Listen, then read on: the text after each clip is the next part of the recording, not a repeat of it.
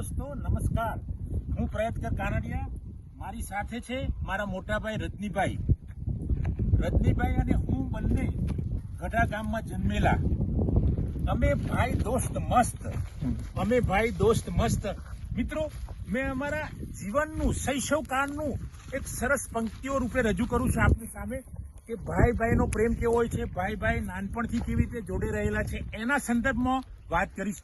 તો મિત્રો, અમે ભાઈ મસ્ત દોસ્ત. ગઢામાં અમે જન્મ્યા, શૈશવ અમારું ગઢામાં ગયું, ગઢામાં અમે જન્મ્યા અને ગઢામાં શૈશવ અમારું ગયું. ભાઈ અમે દોસ્ત મસ્ત, ભાઈ અમે દોસ્ત મસ્ત.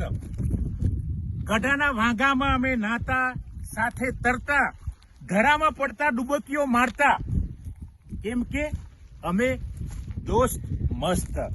અમે ભાઈ દોસ્ત મસ્ત. મિત્રો, અમે ગઢાના નાળામાં ઉદકીઓ મારતા, કબડ્ડી સાથે રમતા, ગીલી દંડો સાથે રમતા, ક્યાંક લડતા, ક્યાંક ઝઘડતા, ક્યાંક મારામારી કરતા, કેમ કે અમે ભાઈ દોસ્ત મસ્ત. અમે વાસના કુએ જતા ગઢાના અને ત્યાં ઘોડો દોડતો હોય તો કૂદીને મોટા ભાઈ રજનીભાઈ ઘોડા પર ચડી જતા અને હું એમની પાછળ રડતો દોડતો, કેમ કે અમે ભાઈ દોસ્ત મસ્ત. રજનીભાઈ ઘોડા પર ચડતા અને પાછળ પેલો નટુ નટ બૂમ મારતો, લે રમેશ પડી જઈશ, રજની પડી જઈશ.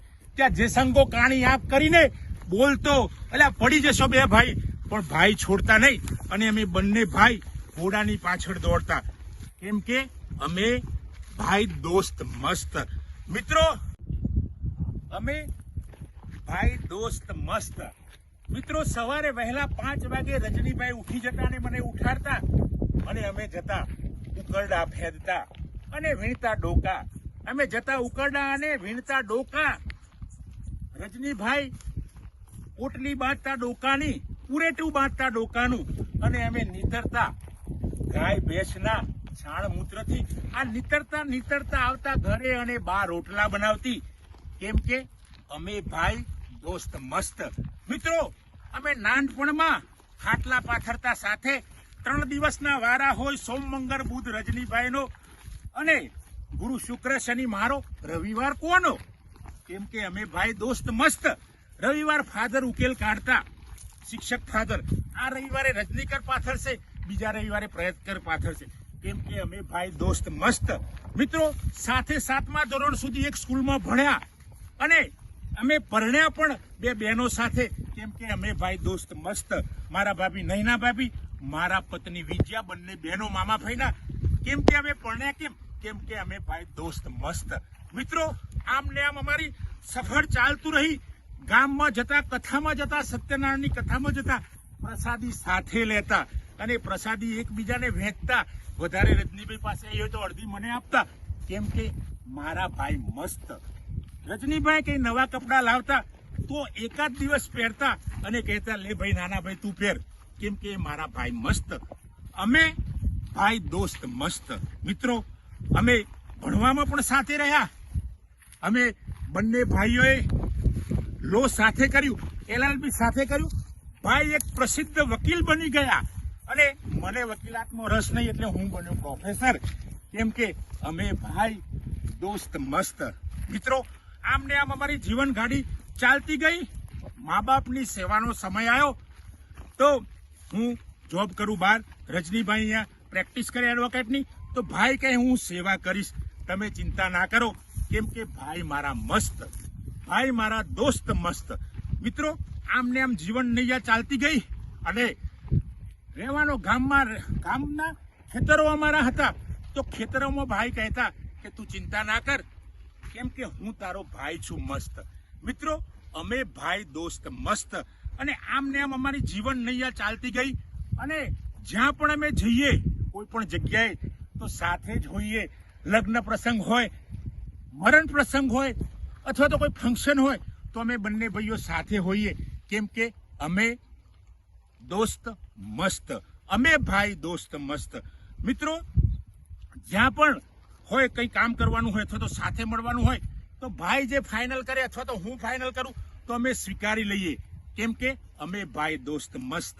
મિત્રો આ થઈ અમારા શૈશવકાળથી યુવાની કાળ સુધીની. ત્યારબાદ રજનીભાઈ બની ગયા સંત અને હું થઈ ગયો અશાંત. કેમ કે રજનીભાઈએ કરી મા બાપની સેવા એટલે એ બની ગયા સંત અને હું થઈ ગયો અશાંત.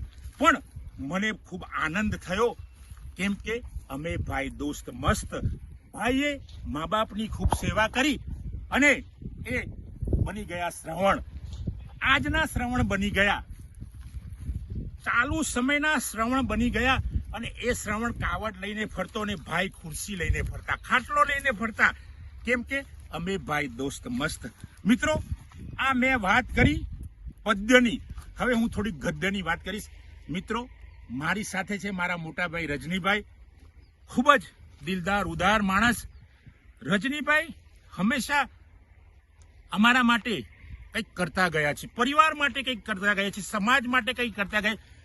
અમારા એરિયામાં હિંમતનગર સાબરકાંઠા એરિયામાં એક પ્રસિદ્ધ વકીલ છે અને વકીલાતમાં પણ એમને ગાંધી બાપુ જેવું હતું કે મારી પાસે કોઈ કેસ લઈને આવે તો સાચો માણસ હોવો જોઈએ.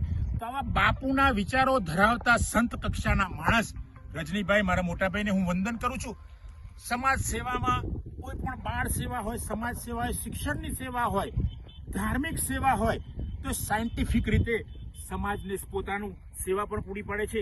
આવા મારા મોટાભાઈ ને હું સાથે રાખું છું. મિત્રો આજના જમાનો આપણે કહીએ છીએ કે એઆઈ નો જમાનો આવી ગયો છે, ટેકનોલોજી યુગ આવી ગયો છે, ભાઈ ભાઈને બનતું નથી, મા બાપની સેવા કોઈ કરતું નથી, એવું નથી. મિત્રો આવી નકારાત્મક બાબત સમાજમાં ફેલાવવાની જરૂર નથી. કેમ કે રજનીભાઈ જેવા તો આ તો મારા મોટાભાઈ છે, રજનીભાઈ જેવા તો કેટલાય રજનીભાઈ જે સમાજમાં કે જે મા બાપની જોરદાર સેવા કરે છે, સમાજ માટે નિસ્વાર્થ ભાવે કામ કરે છે અને સમાજને એક અદનું આગવું ઉદાહરણ પૂરું પાડે છે. આવા રજનીભાઈ છે મારા મોટા ભાઈ. કેમ કે અમે ભાઈ દોસ્ત મસ્ત. મિત્રો આપ સૌને આ મારો વિડીયો સારો લાગે એને લાઈક કરો, શેર કરો, કોમેન્ટ કરો અને આપના ગ્રુપમાં શેર કરો. કેમ કે જો આ વિડીયો શેર થશે તો દરેક પરિવારને ખબર પડશે, નવી પેઢીને ખબર પડશે કે નવી પેઢીના લોકોને ખબર પડશે કે ભાઈ કહેવત અત્યારે પડી છે, ખોટી લોકવાયકા ફેલાઈ છે કે આજની પેઢી મા બાપની સેવા. એવું નથી મિત્રો, મા બાપની સેવા આજની પેઢી જોરદાર કરે છે. હમણાં જ હું એક પેટ્રોલ પંપ પર પેટ્રોલ ભરાવા ગયો અને ત્યાં આગળ 4 યુવાનો હતા, પાણી પીતા હતા, 25 વર્ષના હશે. પછી એ લાઈનમાં ઉભા હતા પાણી પીવાની. હું ગયો તો એમને મને ગ્લાસ આપી દીધું. મેં કીધું મિત્રો પીવો કે નહીં, તમે મારાથી વડીલ છો. તો મિત્રો આવા જમાનામાં પણ સારા માણસો છે. ત્યાંથી એક મિત્રને લઈને દવાખાને ગયો તો મેડમે કહ્યું ફી ના લીધી એ ભાઈની. તો મેં કીધું મેડમ કેમ ફી નથી લીધી? કારણ કે મારા રેગ્યુલર ગ્રાહક છે તો એમની ફી હું નહીં લઉં, કારણ કે આ એમને ઇમરજન્સીમાં આવવાનું થયું છે. તો મેડમે 500 રૂપિયા ફી છોડી દીધી. તો આ પોઝિટિવ માણસો, રજનીભાઈ જેવા હકારાત્મક માણસો જે સેવાભાવી છે, જે મા બાપની સેવા કરે છે, સમાજની સેવા કરે છે અને વકીલાત કરે છે, પણ વકીલાતમાં પણ સાચા કેસ લે છે અને વકીલાતમાં રહીને પણ રજનીભાઈ સમાધાન કરાવે છે. એમને ફી મળે ના મળે એની પરવા નથી, પણ એ પોતે સમાધાનકારી કામ કરે છે. મિત્રો આવા રજનીભાઈ જેવા મારા મોટા ભાઈને હું વંદન કરું છું અને આવા રજનીભાઈ જેવા માણસો સમાજમાં અઢળક છે. નકારાત્મકતા ફેલાવવાની જરૂર નથી, હકારાત્મકતા ફેલાવો સમાજમાં. આપણે કહીશું કે અત્યારે સેવાનો જમાનો ગયો, આ જમાનો બધું જ છે. મિત્રો બદલાયો છે માત્ર માણસનો સ્વભાવ, બદલાઈ છે માણસની વિચારસરણી. એ જ માણસો ગામમાં રહે છે, મારા ગઢા ગામમાં રહે છે, તમે ગમે ત્યાં જાઓ તો એ માણસો શહેરમાં પણ સારા માણસો છે. એટલે મિત્રો આપ સૌને મારી વિનંતી છે કે આપ સૌ હકારાત્મકતા ફેલાવો સમાજમાં. આજના યુવાનો, એઆઈનો યુગ આવી ગયો છે, યુવાનો ખૂબ આગળ ગયા છે, યુવાનો ખૂબ મહેનત કરે છે, એમના માટે પણ હકારાત્મકતા રાખો. એમને નાનપણથી એવું ના ભરાવી દો કે મા બાપની સેવા નથી કરતો, સમાજની સેવા નથી કરતો. એટલે મિત્રો સમાજમાં હકારાત્મકતા જ ફેલાવજો. મિત્રો આજે આટલો જ. જય હિન્દ, જય ભારત.